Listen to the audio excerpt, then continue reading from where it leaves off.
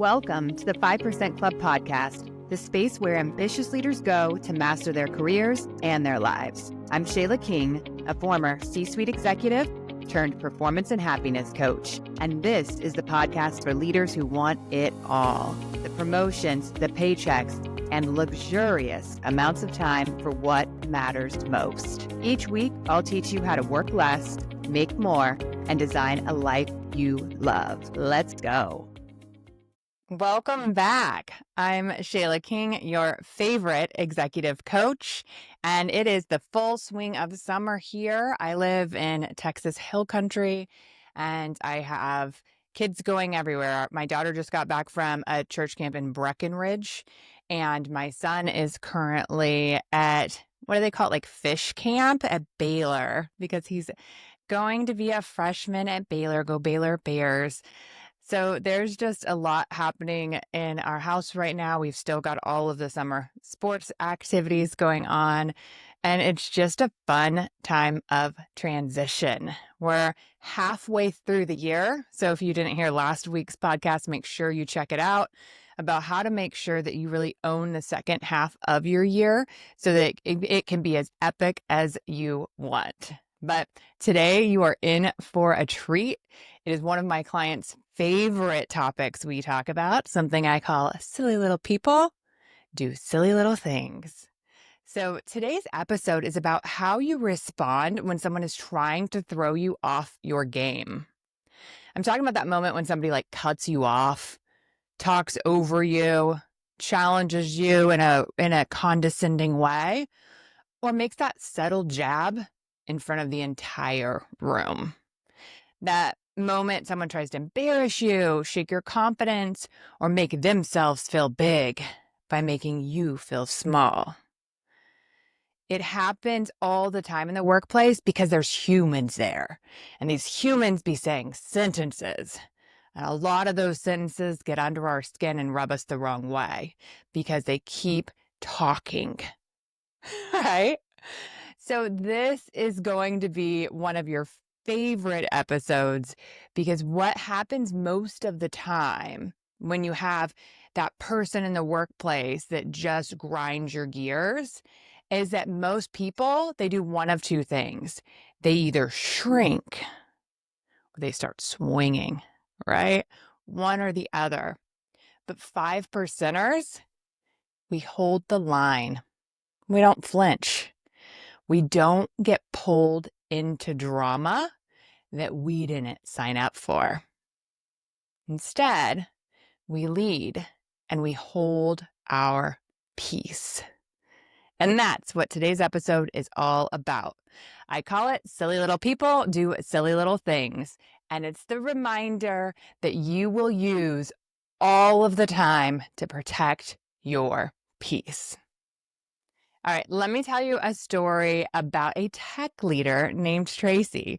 She shared this example with me, and I thought it was just absolutely perfect for Silly Little People Do Silly Little Things. So she was in a meeting. She said that half the group was an internal team, and then they had their vendor partners on the phone as well.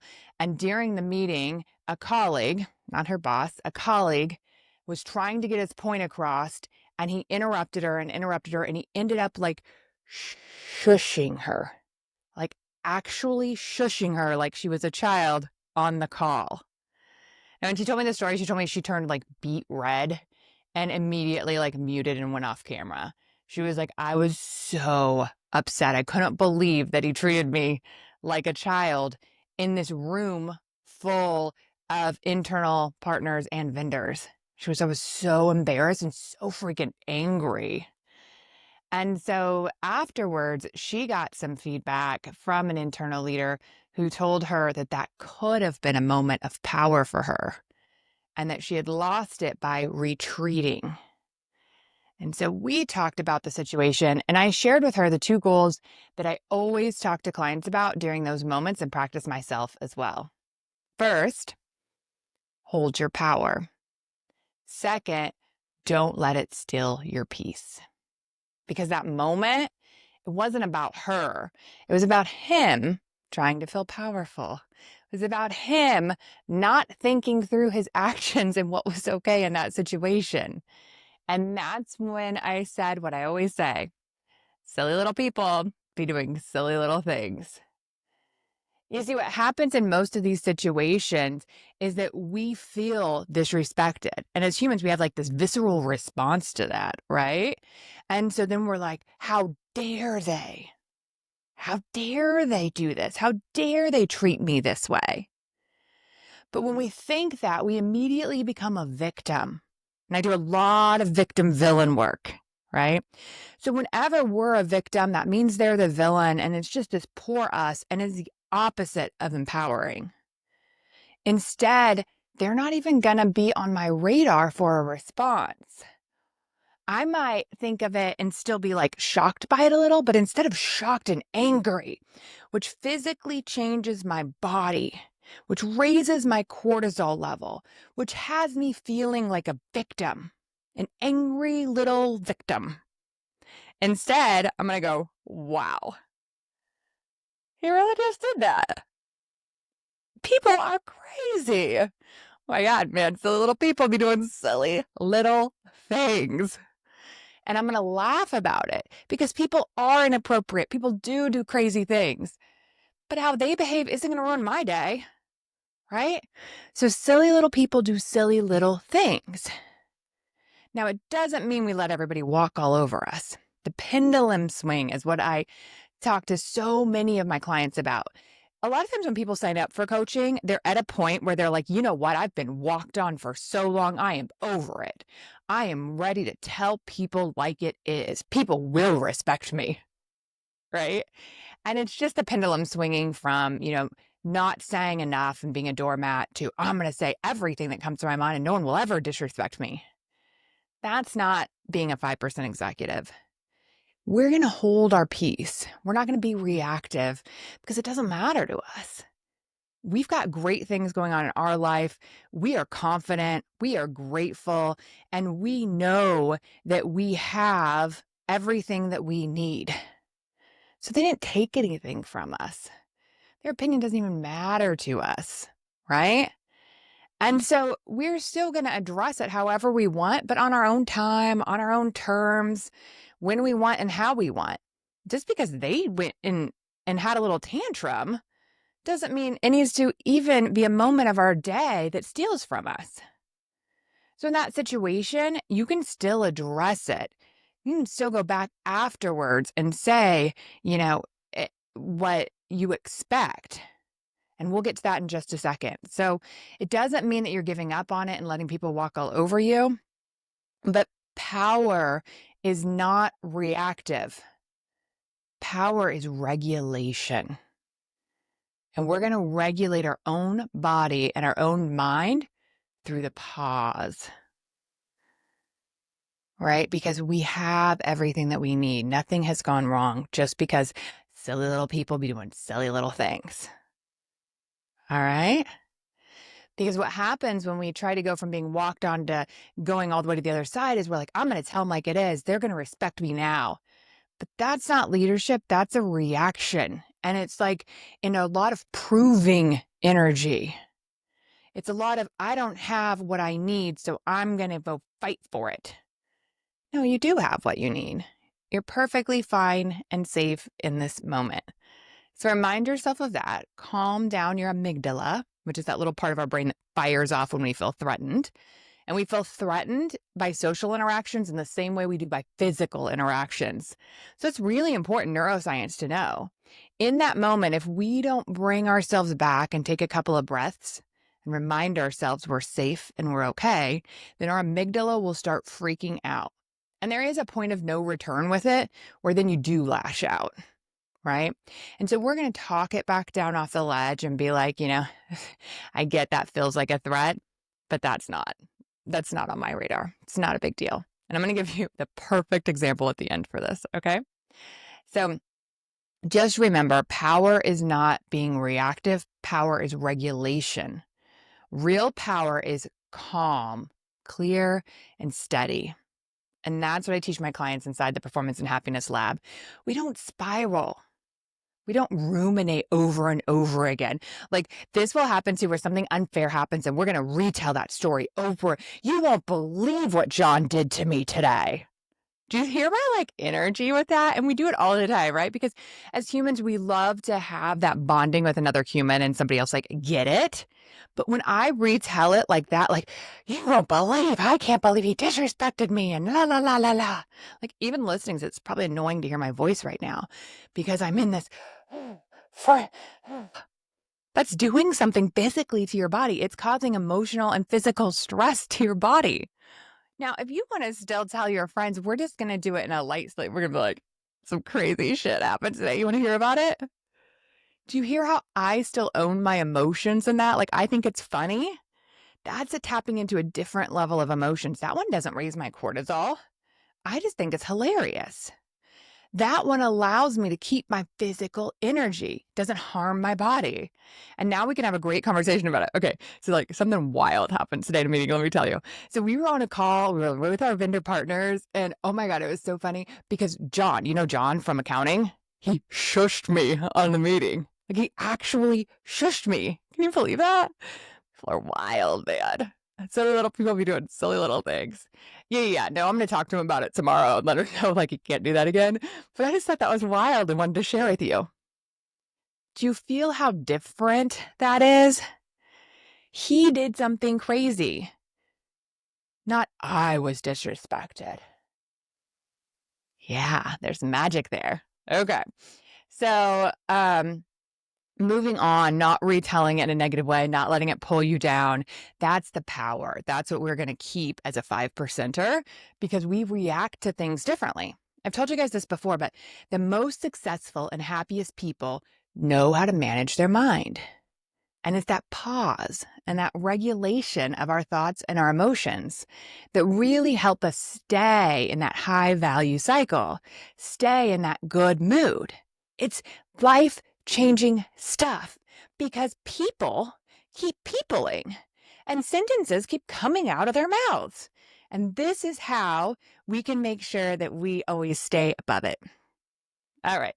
So when it is time to say something, let's talk about that. And sometimes when the moment does matter, you speak up. And here's how you address it like a 5%er. No drama, no apology, just leadership. So when you're going back to the guy in that example, you can take the time. First of all, you're going to say to yourself in any of these situations, does it matter to me? And there's, they always say, what is it, the hill you really want to die on? Some of the stuff we will just let go. But when it's important and you feel disrespected or you feel like you need to really set your expectations or your boundaries, for sure we're going to. But we're going to do it when we're calm on our time. So let's say that you decide to wait until tomorrow to talk to John. And so you're going to go talk to him and you say, hey, John, yeah, in yesterday's meeting, your behavior really crossed a line. Shushing a colleague is disrespectful and it undermines the team's dynamic and our credibility. I'm letting you know this directly. It's not something I'm going to tolerate and it can't happen again. So I'm still calm, but I'm very direct on what I expect. And you can make these words your own and figure out what you want, but being very, very clear that it can't happen again. This is unprofessional. This is unacceptable behavior for me or for others. Right? But I'm saying it in such a calm way. I just wanted to make sure you knew this can't happen again. Owning your power. You won't disrespect me again. It's not okay. I'm telling you. But I'm not snapping back in the moment like a hurt child. I'm calming my system and I'm reacting in a way where, I had 24 hours to come up with how I wanted to say it, to get my energy right, to feel whole and secure before I had the conversation, right? And so we'll do a whole nother session on communication and how to have all of these conversations. But I'll give you one more example. I remember being in a meeting. I was mid-20s, way too young to be in this kind of high stakes meeting as the leader. But it was one of the moments I was pretty proud of myself because I had not trained for this. No one had told me how to deal with this, but I was in a meeting with union leaders And depending on which union we worked with, some were very professional, others were not. And so I was 25 and I was the most senior person in the room talking about some key issues with the union. And so I was in there and I had a more junior employee with me. And as soon as the meeting started, the union leader literally started cussing and yelling, full cussing and yelling. And so I remember going, this doesn't feel right. And I want to protect her. Remember having that feeling. It wasn't about me, that I didn't want her exposed to this kind of unprofessionalism and inappropriateness. And so I closed my folio. If you're old enough, you know what I'm talking about. We used to carry around folios with us everywhere. I closed my folio and I stood up. And they go, "Where the hell do you think you're going?" I said, "Well, it doesn't seem like today we're going to be able to have a professional meeting. So let's regroup when you feel ready to." And we walked out. I didn't argue back. I sure as heck didn't raise my voice and cuss back or join. One of my favorite things is you don't have to attend every fight you're invited to. You don't have to attend every fight you're invited to. And I sure didn't join that one today. And I was really proud of myself for not engaging. That's part of what people want when they're being really hostile too, right? And so we're just saying, well, this isn't meeting our standards for acceptable behavior, so we're going to leave. And you can do that on calls and in meetings and any time that the disrespect is high enough to warrant it. And you get to decide when that is, and you get to decide how you're going to react. So if you have someone now, unfortunately, in your workplace that is treating you with ongoing disrespect, you can prep for these ahead of time and think about, what would my 5% reaction be to this? If I was truly thinking like a 5%er, how would I react by holding my peace and not letting it change my mood? All right. So let me leave you with this. It is a favorite metaphor that I came up with. So I was walking Zoe, my German Shepherd, the other day, and she's so sleek and calm and confident and focused kind of pup. And always looking ahead and checking everything out and kind of scanning. That's what these protector dogs do, right? And we turned the corner and this tiny little chihuahua started barking like crazy, growling, snapping, like full performance mode. And you know what my dog did? She looked over and and looked straight back ahead and kept walking, like no reaction. She didn't flinch. She didn't break her stride. And I thought, yeah, we don't stop for chihuahuas. We don't pause our power to react to something that's not even on our radar. We don't engage just because someone wants us to, just because they're over there being a chihuahua, right? You don't have to attend every fight you're invited to. That's how real leaders move, and that's how the 5% Club leads. All right, here is your evolve work. You've got 2 parts this week. Quick, transformational, let's go. Part 1, the reframe. So I want you to think back to a moment where someone disrespected you, talked over you, dismissed your idea, made a snide comment, etc. Write it down, and then underneath it, write this sentence: "That was silly. That wasn't about me." Ask yourself what it would have looked like to keep your power in that moment. If I didn't react or explain or spiral, what would calm 5% leadership look like? All right. And part 2, the dog test. Next time something petty happens, someone cuts you off in a meeting or flexes unnecessarily, I want you to picture Zoe, my German Shepherd. Confident, focused, forward looking. She's on her own mission and has her own plan and doesn't stop for chihuahuas barking off at the side. And so say to yourself, we don't stop for chihuahuas, and carry on like the boss you are. So next time someone tries to test you, remember, silly little people be doing silly little things. Your job is not to fix it. You don't have to react and engage. Your job is to keep your power, keep your pace, and keep it moving. All right. If this episode gave you life, send it to a colleague who needs it. And if you're ready to lead like this consistently without spiraling or second guessing, then make sure you join my wait list. Right now, we will be letting you know the next time that the Performance and Happiness Lab opens or when my one-on-one spots open, and we have a consult week coming soon. So this is really exciting. It only happens twice a year. The last time I did it was December of last year. And so what it is I clear my calendar for an entire week and I open it up for you to do 1 hour one-on-one coaching consultations. And so during this time, you get to bring any problem that you have. And remember, I'm the performance and happiness coach. So it can be work or life, whatever you want. And I'm going to help you dig deeper into it. We'll figure out exactly what you want. We'll decide if there are some barriers and some things that you can do to really get traction towards your goals or some difficult choices you need to make. And you'll leave with real actionable insights into what to do. It's completely free. Now, I've got 2 one-on-one coaching spots that'll open, and I will open up, 10 to 20 spots on my calendar for these consults. So only 2 people are going to be able to join as a one-on-one client. So there's no pressure, right? Like I know that we'll have a couple of perfect fits and the first couple of people that it makes sense for will get signed up. And so there's no pressure at all on you. You'll just get free time with me. So if you've ever wondered what it looks like to work with an executive coach, then you'll get a chance for that as well. But these are going to go quick. So make sure you are on my wait list.